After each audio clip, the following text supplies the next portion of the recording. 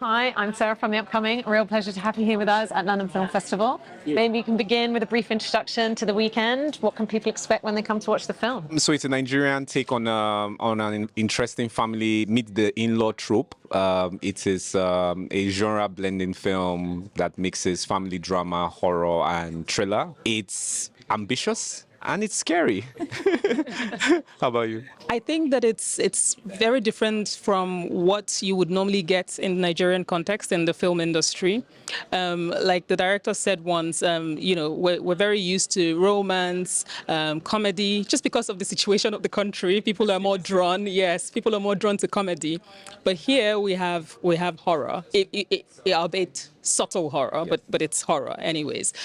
So I think that people are going to see Nigeria in a different way. People are going to see family from the eyes of the Nigerian filmmaker, and it's going to be entertaining as well. And where did you get the initial inspiration? Where did you get the idea for the film? And why did you want to tell it on the big screen? The production company Trino Studios, they developed the idea. I had worked with them 7 years before on a psychological thriller, and they had a director attached to this film before, but they had some creative differences, and I came into the picture. But when I came into the picture, I didn't necessarily connect with the narrative of that script, so I had to do some kind of get involved in the rewrite. I didn't want the horror to be the primary focus of the film. I didn't want the big reveal to be that. I was more fascinated by the family dynamics, drama, the keeping secrets, the trauma, family trauma. I just liked all that dynamics because I felt it's relatable to me as an individual. And that's what I was saying, that I work in an industry where you get a lot of stuff coming your way, and sometimes it can be very overwhelming. So what I decided early on was, any script I get, I have to ask myself, how does it resonate with me in my current state? And at the time, a lot of the teams that I was fascinated about the script, I felt like they had some strong connection to where I was. So that's how I approached the film. And the big goal was I needed to make it as unassuming as possible. I didn't want to say, oh, this is horror or subversive horror. I wanted it to have the tropes that Nigerian audiences know. Like when you think about Nollywood, there's drama, there's melodrama, you know what I mean? I wanted it to have that kind of vibe, but at the same time, it's aspiring to be different.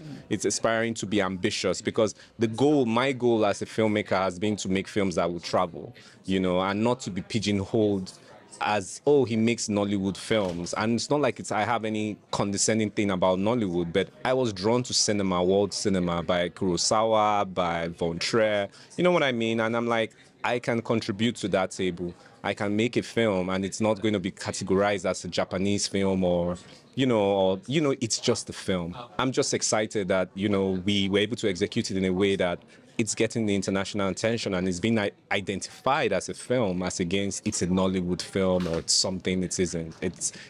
So basically that. For you, when you first read the script, I guess, is that what excited you the most? And it felt like it was doing something different than you'd seen before? It's not every day you get a script in Nollywood that challenges you in the way that The Weeknd did.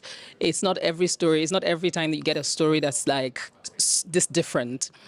So prior to getting the story, prior to auditioning even, I had always admired the studio, Trino Studios, just the work that they do. They attempt to be different. They are bold.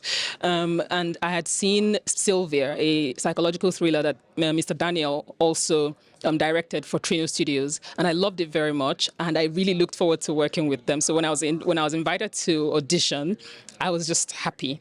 And when I booked the role, it was amazing. It was fantastic, just being on set and doing a story that forces you to be present.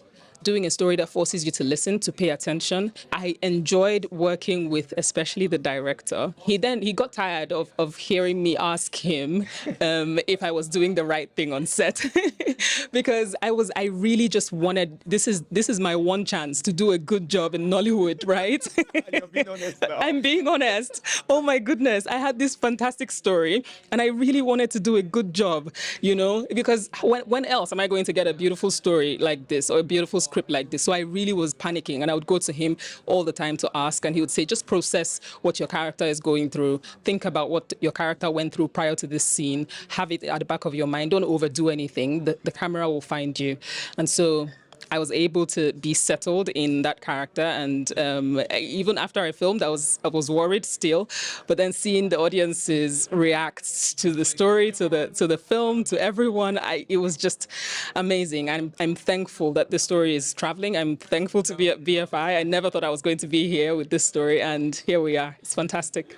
And digging in a bit to your character, I mean, how did you kind of prepare to play her? How did you see her? I guess she comes from this very particular background. She sort of thinks that she's found the family that she was always looking for.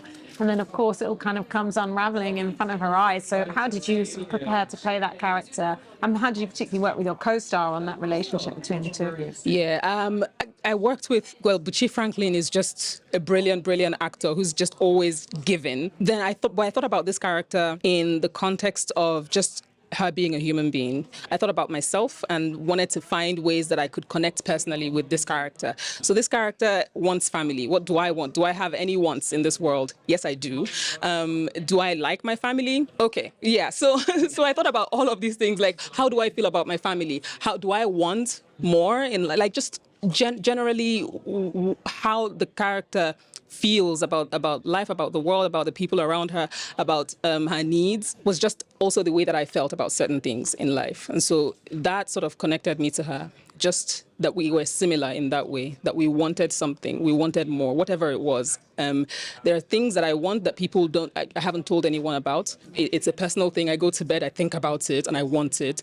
And this character also feels like that. You know, she wants things, and she goes to bed, she thinks about those things. So I drew from that our similarities. We're both human beings experiencing life, wanting more.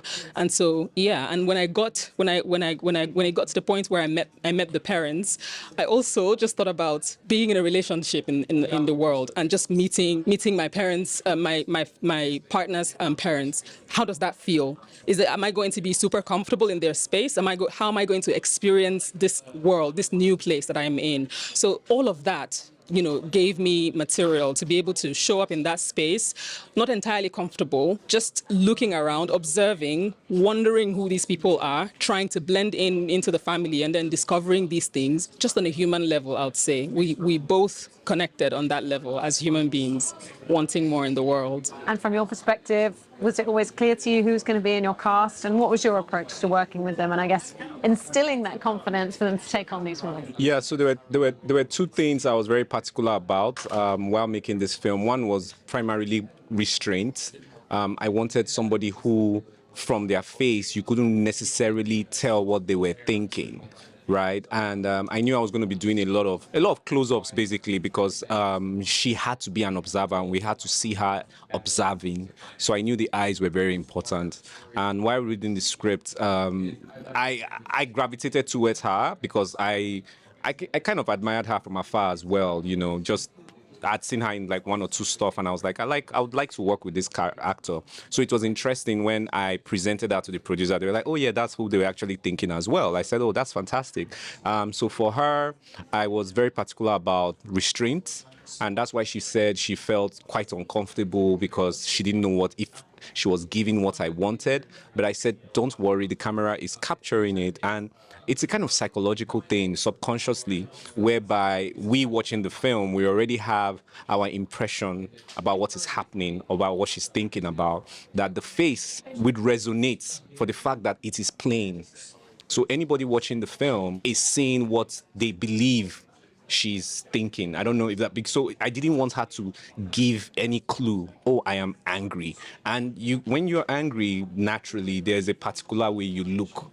You know, so I wanted a situation whereby it was restrained, it was kind of placid, and just, yeah, that kind of stuff. What ultimately do you hope people will take away from watching the film? And what does it mean to you to have it here at London Film Festival? What I want people to take away from it is that Nigeria is having a renaissance of some sort in the film language, in terms of its contribution to world cinema. I feel like this is a renaissance era we are in. I feel like history is going to smile kindly on us. So we have to make those films. This is a film that people who see it would understand and appreciate the phase the Nigerian industry was when making this film. I feel on a moral level, people would think about hiding secrets in relationships. I think that's something, because it's kind of tragic in a way. It's a tragedy, you know. I feel that's something that, yeah, that people would take away from the film.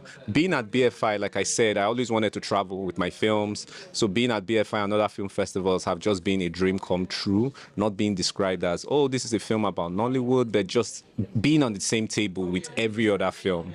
It's an amazing experience. I'm hoping that when people watch The Weekend, they see a different side to Nollywood. They see a different side to Nigeria and Nigerian filmmakers. Again, people have seen a lot of drama from Nollywood, a lot of comedy, a lot of slapstick. But here we're exploring and trying new things that even though the Nigerian viewers may not necessarily embrace it wholeheartedly because it veers from the norm, but we're getting to the point where people are seeing that, you know, these stories, different stories from what we're used to, can be entertaining as well, and it can do well in cinemas, because we were at the cinemas as well, and you would think that these kinds of stories shouldn't be at the cinemas, but we went there and we did well at the cinemas. So these stories are being told, people are going to embrace it, and people are already embracing it. So, yeah. Perfectly put. Thank you so much for sharing all that with me. Huge congrats on the film. I really enjoyed presenting it here in London. Yeah, thanks so much.